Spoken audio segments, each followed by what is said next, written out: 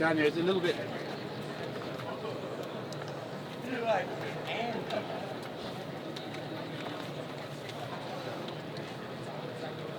All right. It was a little bit hard to hear that. Did you just say Stipe had to give a shit about your feelings? I can give two shits about his feelings. You know, like I was watching something called Destin today, and it said he said I get so upset thinking about it. You know, it just pisses me off, and then I think his wife said something to the effect of when people talk trash, it just makes it worse for him. Well, the good thing about our job is we get to punch each other in the face. So I'm gonna keep talking, and it's his job to shut me up. Obviously, no one likes to lose, but are you surprised at how much he's changed after the loss? You know, he has changed after the loss. You know, I think I honestly, as an opponent, it would be tough to spend 6 weeks with me anyways. Like, I'm not saying I'm pleasant to be around, especially when I'm digging at you constantly. But I think he could deal with it before the first fight because there was the idea he was going to win. But I think when you lose the fight, it becomes much more difficult. So that's why you see him so pissed off at me.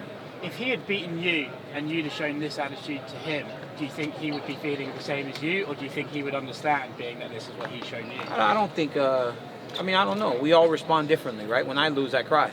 You know, he didn't shed tears, but you know, he's been like, I'm gonna get what I feel I deserve, and that's how he's acting. So whatever. Do you think there's a chance he might be able to get into his head even a little bit more during fight week? I mean, he's frustrated, but he hasn't done the fight week with you yet leading into this. No, not yet. You know, but he's frustrated. He's frustrated from sitting from afar. Yeah. I would love for him to come in there and try to kill me and make it worse. Because I'm not going anywhere. I'm gonna be in there fighting. You know, I'm not afraid of anybody. You know, and that's what I think people don't really truly get. I will, even if I lose, I'm still not afraid of you.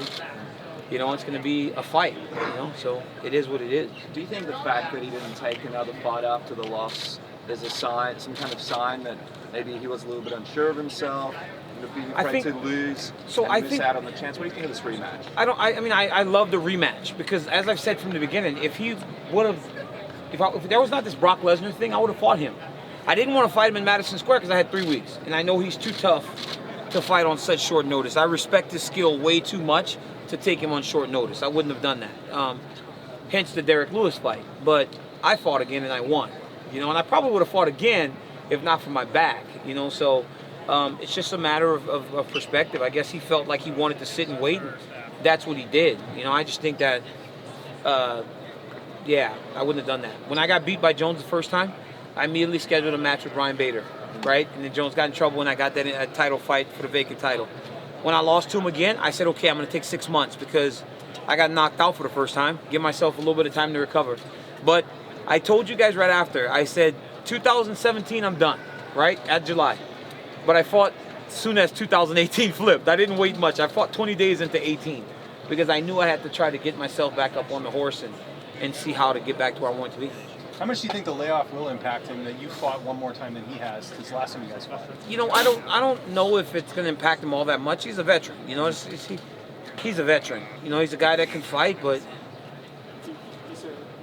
I just think that it leads to a little bit of uncertainty, especially when it happens like that. I've been there.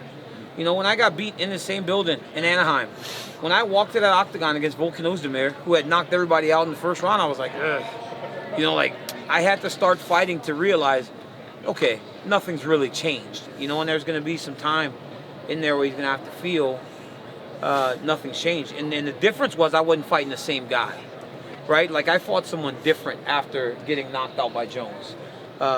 He's going to be in there with the same guy that beat him the last time. So we'll see what type of mental effect that takes on him. DC, you've said that this one, if it's not the last, it's second to last. Are you enjoying anything differently about this fight week? That? I take it all in all the time. I just love this, man. Like, I'm a competitor. I've been doing this my whole life. You know, I just love being in front of people. I love entertaining. I love fighting. It's just what I love to do, and this is no different than any other time. DC, John Jones went on a little bit of a Twitter rant the other day. Where did that come from, do you think? I think when it comes to maybe trying to, you know, divert my attention a little bit to what's possibly next, or you know, I don't know. He kind of went off, because when I'm doing these interviews, people ask me about him. So then I talk about it, and I'm only being truthful. The heavyweight champion of the world is the heavyweight champion of the world. And as I said time and time again, times have changed. Before, a lot of my security, not only in my legacy, but also in my financial world, was tied to him, because that's where I sold the most pay-per-views. I don't have to do that anymore. And I think it doesn't sit well with him. So he wants to put himself in something that's really not involved with him. Do you think the book is closed on Brock Lesnar, or do you think that's still out there? I think the book's closed on Brock Lesnar. For me at least. I'm not worried about nothing that I can't control. I'm going to fight Stipe Miocic and get my hand raised. And what are you tag teaming with Cain Velasquez? We may tag team in a local gym in Gilroy. Do one of those smoker shows like we used to do in Mid-South Wrestling. Put some folding chairs on the floor and go wrestle some dudes from the neighborhood. When John says, he's too scared to come down to 205, he's not going to do that, is that just the obvious case of reverse psychology and he's trying to goad you down there? I can't think for an idiot. Like when you look through a glass, it's like put up this glass with the whole script on the backside of it. If I say he won't do it, maybe he'll do it. It's like I'm talking to a 12-year-old. It's like my son and his friends trying to convince him to pick the guy that they want him to pick on UFC.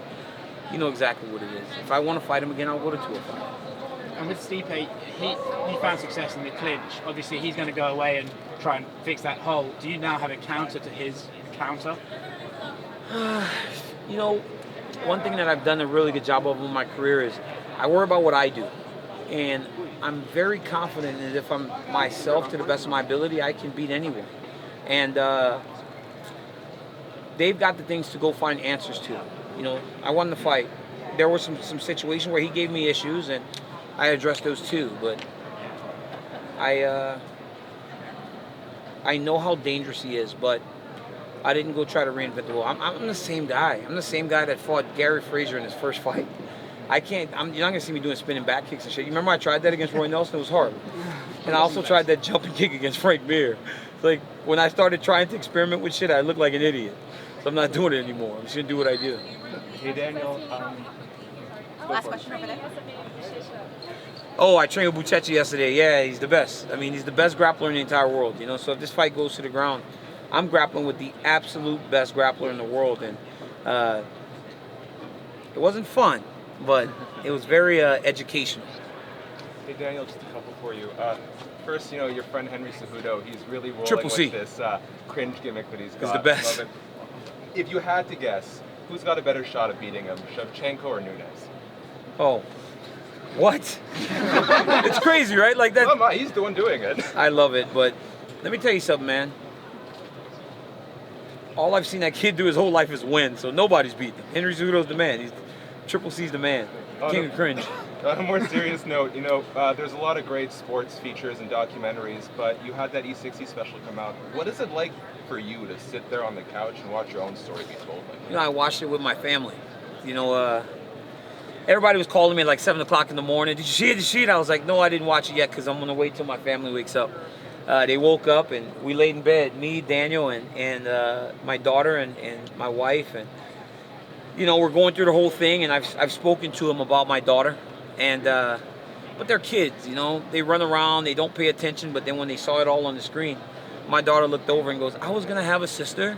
And then we had to kind of explain to her everything that happened. The show did a fantastic job of it. My kids are so smart and so attentive, and they're just like the light of my life and my world. And for me to sit there and share that, my entire story with them was amazing. The ups and the downs. Like Selena always tells me when we're watching wrestling videos, Daniel has to see me lose too. He can't always just see the good. So we show him me losing to John Jones, me losing to Kel Sanderson, me losing all those matches. And I think ESPN and Ariel Helwani and E60 did the best job of telling my story that anyone's ever done, ever. Last one on this. Between, you're doing the coaching, you've got family to raise. At what point in your athletic career did you recognize that you've got an opportunity to be a real role model here?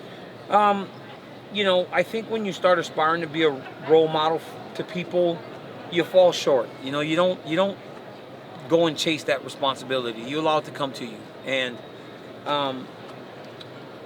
I I just know the impact that my coaches had on me. You know, when I didn't have a ride to practice, someone always picked me up. And, you know, if I didn't have certain things, people helped me. You know, Jim Ravinack was a guy that helped me go to every national tournament financially because we couldn't afford it. You know, and it was like, I know the impact that he had on me. So I just want to make sure that I'm impacting people too. I got a lot of lessons from people. And if I can just pay it forward and give back a little bit, it's great. And I want to instill that in my family, in Daniel and Marquita, that if they become something special and they become a person that lives in the public eye, just give it back. I mean, it doesn't hurt anything. It's only time. It's only time. You know, it doesn't cost me anything. I give these people time. And now at Gilroy High School, we have 3 kids went to college this year. We got 2 kids signed to Division I scholarships next year. And we've got one of the best teams in the country. And I'm just going to continue to try to push kids through Gilroy and AKA to earn college scholarships. DC, Last question, guys. Do you think you felt the best that Stipe had to offer the first time? I think Stipe you know, in the build up to this fight, you know, there are a lot of things that have been said, and I feel he was fighting well. I do. You know, he took me down. He hit me with some good shots. But when you listen to him talk, it's almost like I just landed a lucky punch. Like I wasn't very competitive. I think if that's the mindset that he's trained with, I think it's a massive mistake. I was very honest with myself that he hit me. I mean, one time he hit me with 2 right hands back to back, and I didn't go down. That right hand landed on a lot of heavyweights, and they went to sleep. That's why I was so worried. I was like, man, if this dude lands his right hand, I'm going to bed. But then he hit me with it. And one time he hit me, and I wasn't even looking at him, and it just landed clean on the button, and I was like, oh, I'm still here? Like, oh, still in Vegas? Where am I? But he landed. But I felt he feels that he was giving his best. And if that was his best, it's not enough. Really, it's not enough. You're worried that Cortez is going to help him out for this fight after that E60? Who's Cortez? Carmen Cortez. Oh, Carmen Cortez? Oh, I was like, what? Who are you talking about? Oh, Carmen, yeah, he was the bane of my existence as a 7-year-old kid. But, for the record, I won the last one. I won one whenever I was a senior in high school. You know, times have changed a little bit. But, hey, man, look, I'm just enjoying this. I thank you guys for coming. I appreciate each and every one of you. But, you know, emotions don't matter in this thing. It's about a fight. It's about technical skills. And as I've said time and time again, I respect the guy. I just think I'm better than him. Thanks, DC. Thanks, guys. Thanks.